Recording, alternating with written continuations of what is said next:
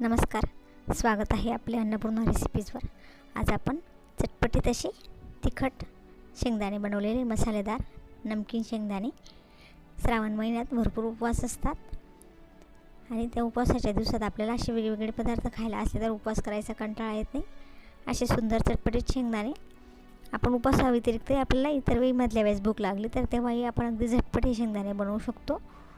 घरच्या घरी बनवलेले शेंगदाणे स्वच्छ आणि चविष्ट असतात। तेल गरम करून घेतलं आणि त्याच्यात असे शेंगदाणे आपण तळायला टाकले। शेंगदाणे मंद आचेवर कळकळीत तेल केलेले सुरुवातीला आणि मंद आचेवर असे त्यांना परतत राहायचं।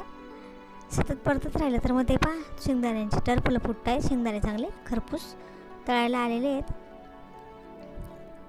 असे छान तळून झाले, चांगले कुरकुरीत तळून झाले की मग आपण ते शेंगदाणे काढू। पण अजून ते कुरकुरीत झालेले नाही आहे। कुरकुरीत झाले का त्यांचा कलरही थोडा बदलून जातो आणि शेंगदाणे जर चांगले कुरकुरीत तळले तरच ते खायला छान लागतात, नाहीतर मग ते वाटत लागतात। शेंगदाणे आपण छान कुरकुरीत तेलात तळून घेतले। आता आपले शेंगदाणे छान कुरकुरीत झालेले आहेत, त्यांचा कलरही बदललेला आहे। आपण असे थोडे थोडे करून सर्व शेंगदाणे काढून घेतले आणि गार होऊ दिले। थोडे गार झाल्यानंतर त्याच्यात चवीप्रमाणे चटणी टाकली। चवीप्रमाणे आपण त्याच्यात मीठ पण टाकलं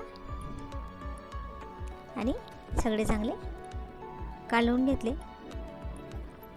छान कालवून घेतल्यानंतर मसाला चटणी म्हणजे चटणी आणि मीठचा हा जो नमकीन मसाला आहे तो सगळीकडे लागून जातो आणि आपण असे छान एका भांड्यात काढून आपण केव्हाही आपण याचा आस्वाद घेऊ शकतो। मुलांना डब्यातही देऊ शकतो। पौष्टिक असे शेंगदाणे प्रवासात नेऊ शकतो। मधल्या वेळेस भूक लागली तेव्हा खाऊ शकतो। शेंगदाण्यांमध्ये भरपूर प्रमाणात पौष्टिक तत्व असतात, त्याच्यामुळे शेंगदाणे आरोग्यासाठी खूप चांगले असतात आणि असे शेंगदाणे बनवले तर खायचा कंटाळा येत नाही। तुम्हाला आवडल्यास तुम्ही नक्की करून बघा। तुम्ही तुमचा अमूल्य वेळ देऊन हा व्हिडिओ पाहिला त्याबद्दल तुमचे खूप खूप खूप धन्यवाद। जर तुम्हाला हा व्हिडिओ आवडला तर अन्नपूर्णा रेसिपीजला लाईक, शेअर आणि सबस्क्राईब नक्की करा आणि बेल आयकॉनचं बटन दाबा, म्हणजे आमच्या नवनवीन येणाऱ्या व्हिडिओच्या नोटिफिकेशन्स तुम्हाला मिळतील। थँक्यू आणि अगदी मनपूर्वक धन्यवाद।